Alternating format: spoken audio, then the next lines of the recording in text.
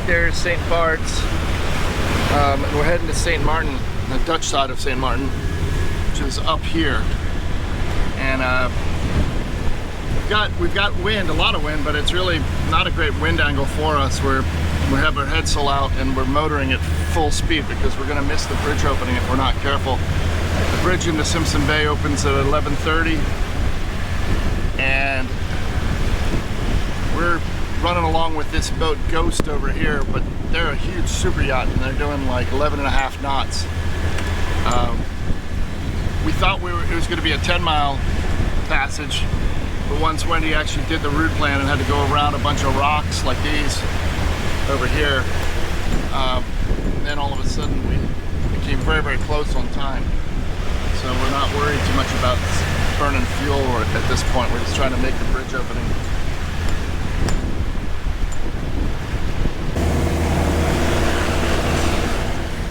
There's our friends on Ghost over there. And then we're just kind of hanging out. It's 11:35. Traffic appears to be stopped. Plane taking off.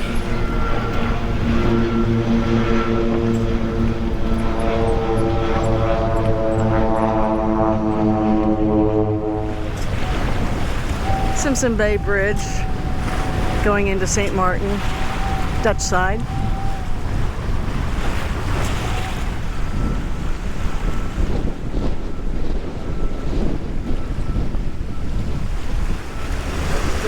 Dropped a little bit.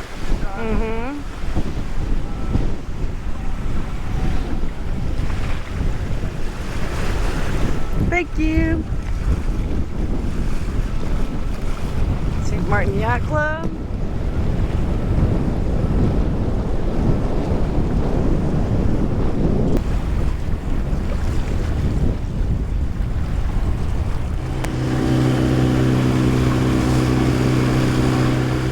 Boat graveyard.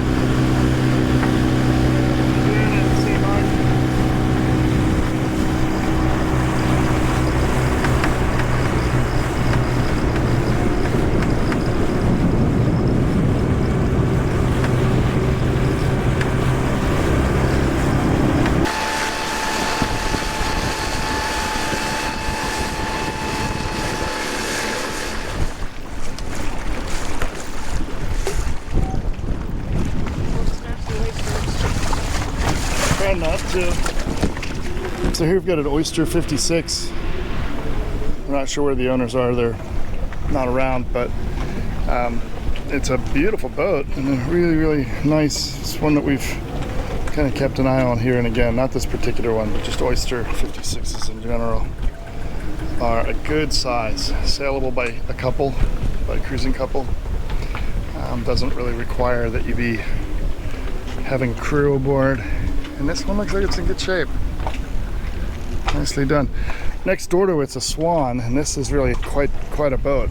I might have put these sails back a little better, but the teak is in fantastic shape, and I suspect that it's been replaced at one point or another. So it just looks too good. It's also not screwed down the way most Swan teak is. So I think they may have done some big work on this boat, but just the size of the hardware, it's just almost, you can't believe it until you see it with your eye how big it is. These pieces on the stern could very well be lifting attachment points. Amel's have something similar, although you would think it would be further forward. But either way, very, very hardcore. And it's a catch rigged. Don't see these too often.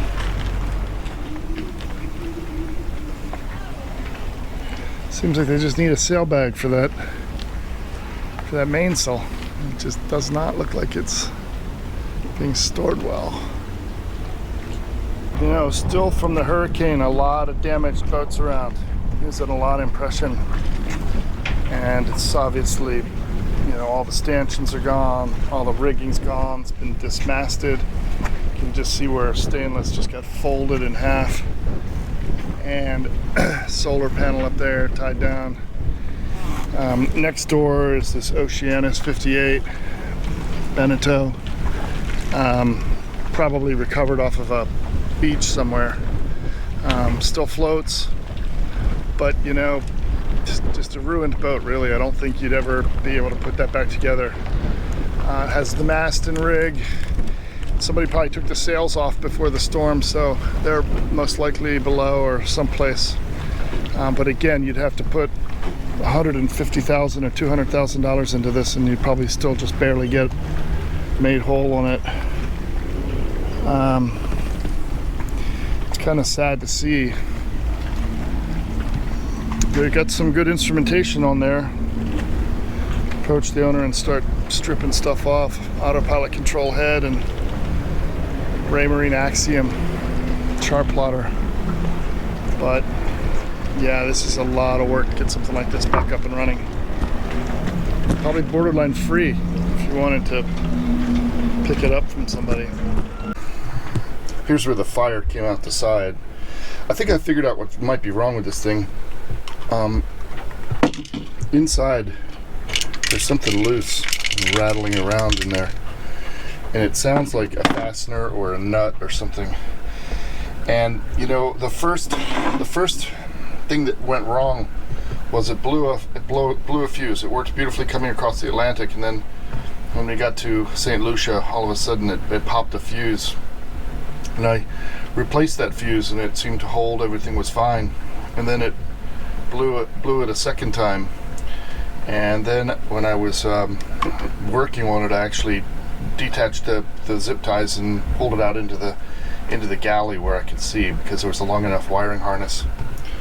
And I do believe that probably there's something shorting out inside. We didn't even start the engine. We just literally flipped on the ignition. The fuse blew, sparks flew, and all of a sudden I heard a pop inside the unit, and the entire housing expanded like it was pressurized. And as you can see, they've put like a resin on the back. This is not disassemblable. There's no screws or anything to take it apart. There was obviously quite a bit of pressure inside. So I'm thinking that that's the solution. I think that's really the source of the problem originally, was that it didn't have, it's got something loose inside. I don't know how or why. It does live in kind of a vibrating environment with the engine right next to it. It's screwed to a bulkhead next to it, but you know, I mean, I'm sure there's vibrations that travel through. So anyway, the guys at Sterling Power seem to be pretty cool about getting me another one, or they also make another product that's similar to this. I'll have to talk to them about it.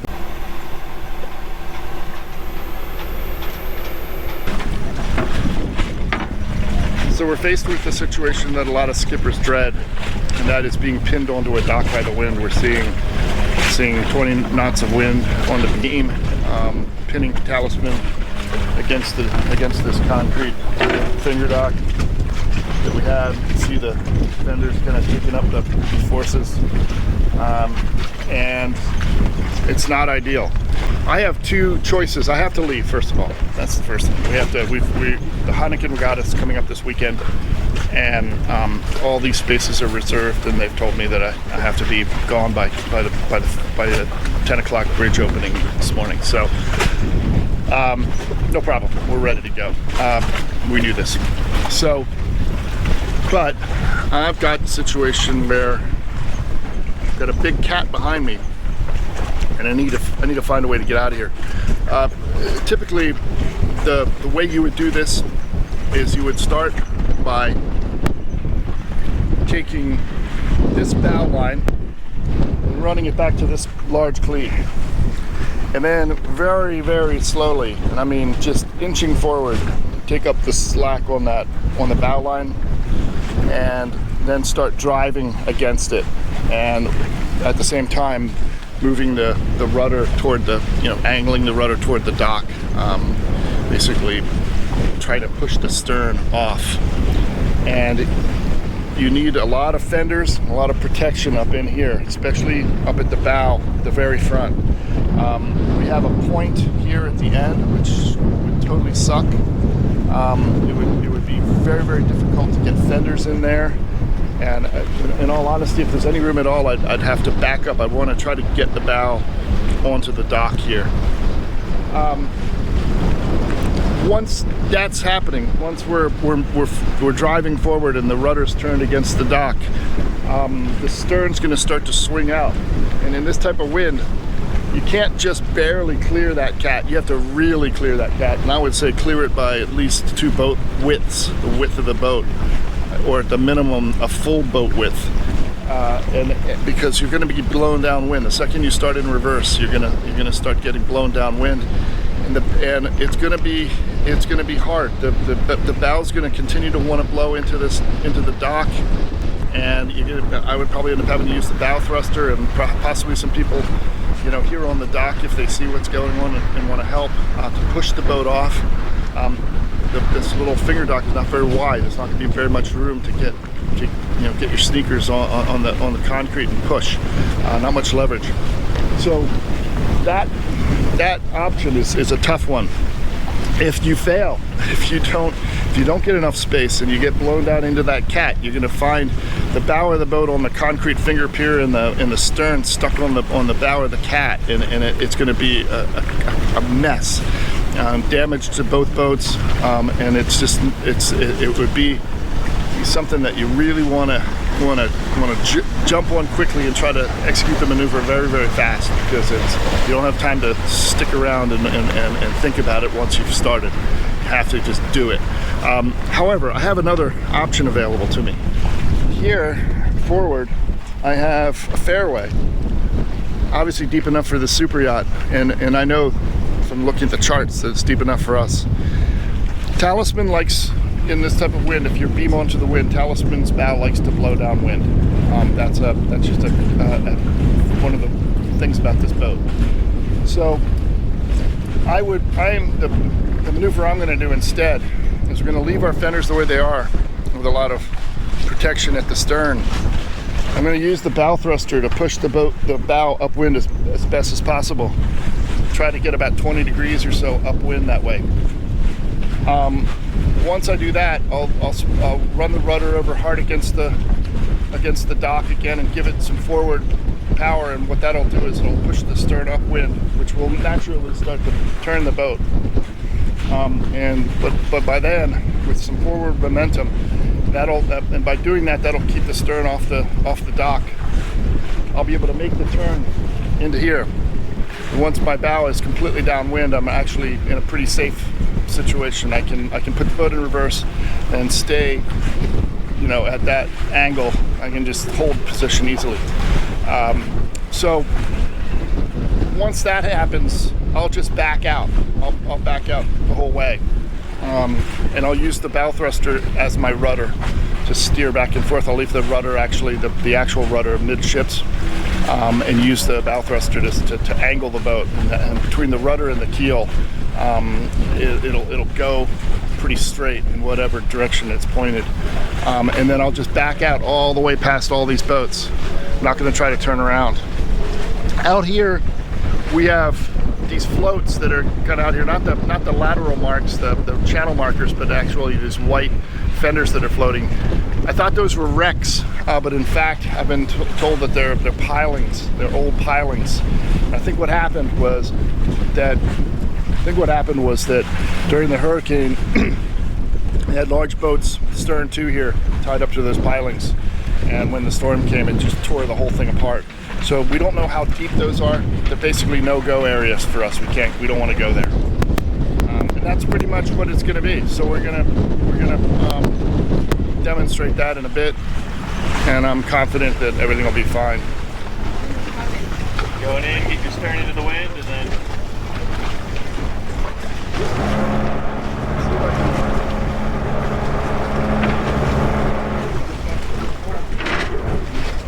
ready for the stern, Kev? Yep. Drop. Yeah, okay. You got it. I think you got it, man. Thanks, Brian. Yeah.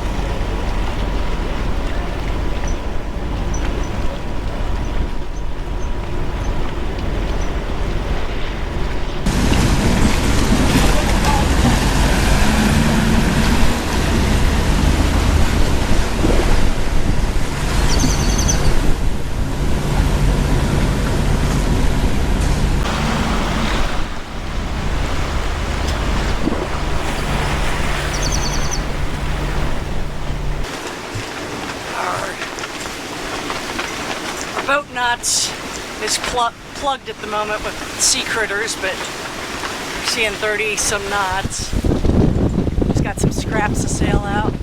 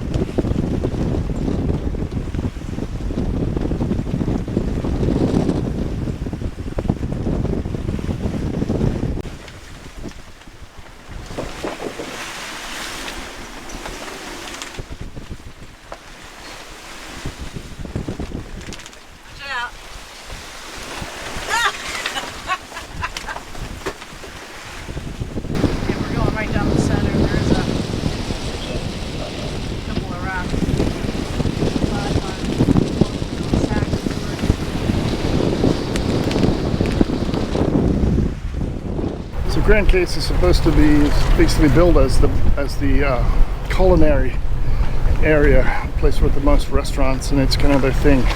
A bunch of them were destroyed in the hurricanes, but the majority of the ones along the front are back up and running, and they're doing what they can. You know, as money comes in, they improve what they've got and fix things up. So it's looking good. I mean, here's an example. They've got this area's got new concrete poured. They're just rebuilding. The roof is gone over here. That's being replaced, I assume.